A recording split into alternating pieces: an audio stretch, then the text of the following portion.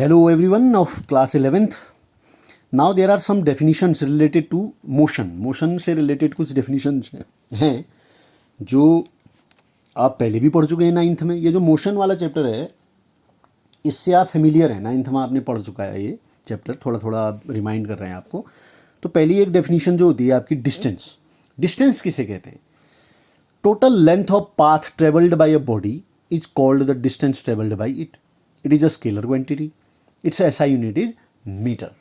किसी वस्तु के द्वारा चले गए कुल पथ की लंबाई किसी भी ऑब्जेक्ट के द्वारा, वो लाइवली बॉडी भी हो सकती है और नॉन लिविंग थिंग भी हो सकता है. जैसे आप घर से स्कूल आए, स्कूल से बाजार होते हुए फिर घर गए, तो जितना टोटल ट्रैवलिंग आपकी हुई लेंथ ऑफ पाथ वो टोटल कहलाएगा डिस्टेंस. ये स्केलर क्वांटिटी है.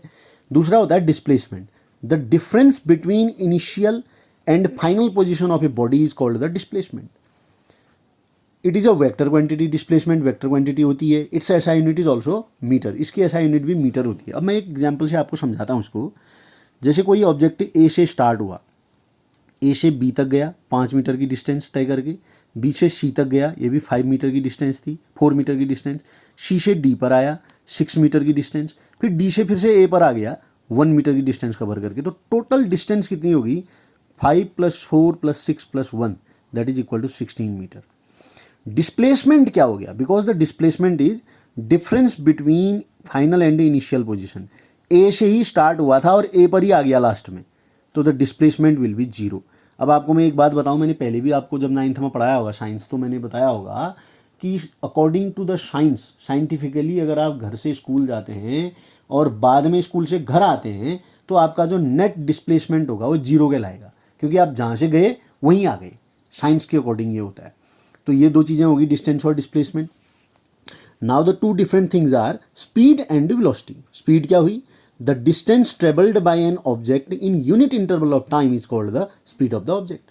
किसी वस्तु के द्वारा एकांक समय में तय की गई दूरी दिए गए समय में, यानी कि अगर हम 1 मिनट में 50 मीटर चल रहे हैं, 1 मिनट में 50 मीटर, तो हमारी जो स्पीड होगी वो हो जाएगी 50 मीटर पर मिनट, यानी कि 50 मीटर्स पर मिनट.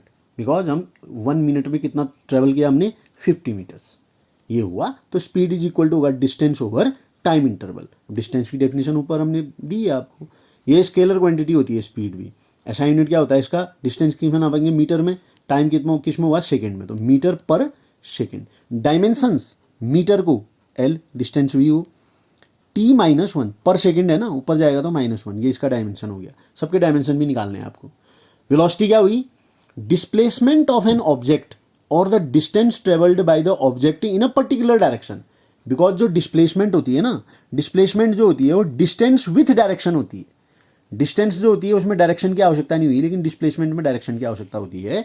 तो किसी वस्तु के जो एकांक समय में तय किया गया कुल डिस्प्लेसमेंट होगा, जो विस्थापन होगा, उसे उसकी क्या बोलेंगे? वेलोसिटी. अब आप देखिए, वेलोसिटी इज इक्वल टू क्या हो जाएगा? Displacement upon time interval. ये वहाँ पर क्या था? डिस्टेंस अपॉन टाइम इंटरवल था, यहाँ पर डिस्प्लेसमेंट अपॉन टाइम इंटरवल होगा. अब एक चीज़ मैं यहाँ पर भूल गया था, मैंने लास्ट में लिखा है.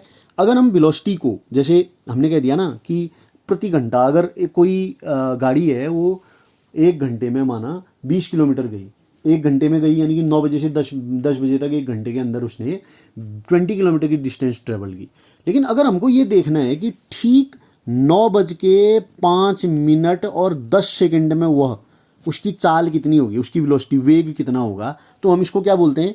किसी क्षण विशेष पर निकाल लेना हम. तो क्षण माने तात्क्षणिक वेग कहते हैं हम इसको, तात्क्षणिक, उस क्षण, इंस्टेंटेनियस इन इंग्लिश में हम उसको बोलते हैं इंस्टेंटेनियस. तो अगर हम क्या करें, टाइम इंटरवल को बहुत छोटा ले लें, जैसे हमने पहले 9 बजे से 10 बजे तक आना 1 घंटा, अगर हम उसको और छोटा करें 9:05 और 6 मिनट के बीच में आएगा, 9:05 10 सेकेंड. 5 मिनट और 6 मिनट के बीच में हुआ 10वां सेकेंड कहीं पर होगा ना, तो 9:05 10 सेकेंड, ठीक उस पर, यानी कि हम टाइम को और छोटा छोटा छोटा करते जा रहे हैं. तो if the time is tends to zero, time tends to zero कर रखा है हमने, देखिए छोटा छोटा होते हुए जीरो की तरफ बढ़ रहा है, टाइम कम हो रहा है मतलब. तो इंस्टेंटेनियस वेलोसिटी क्या होगी? Limit delta t tends to zero, ds upon d t. ds क्या हुआ? डेल्टा एस क्या हुआ? डिस्प्लेसमेंट. डेल्टा टी क्या हुआ? Time interval. अब इसको हम चेंज करके फिजिक्स में इस प्रकार से लिख दिया जाता है, limit delta t tends to zero को हटा दिया तो इसको लिख दिया ds अपॉन डी टी. इसको बोलते हैं इंस्टेंटेनियस वेलोसिटी. किसी क्षण विशेष पर, वहाँ पर आपको delta t tends to zero, इसकी लिमिट को, समय को जो है जीरो की तरफ अग्रेषित करना पड़ेगा, यानी कि इतना छोटा बनाना पड़ेगा, तब जा करके हम उस क्षण विशेष पर पहुँचेंगे जिस क्षण को हमको निकालना है उसकी वेलोसिटी। अगला जो होता है इसमें एक्सेलरेशन होता है। एक्सेलरेशन क्या होता है? Rate of change in velocity is called acceleration, ये आप पढ़ भी चुके हैं पहले। एक्सेलरेशन क्या हो गया? Change in velocity upon time interval. Final velocity minus initial velocity upon time interval हुआ।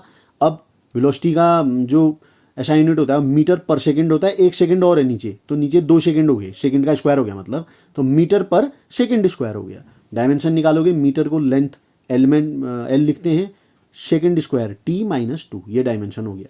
इसी प्रकार से इंस्टेंटेनियस एक्सेलरेशन निकालोगे अगर, जैसे वेलोसिटी निकाली, तो उसमें भी limit delta t tends to zero लगा दोगे, delta v upon delta t, delta v upon delta t होने वाला हुआ है क्या?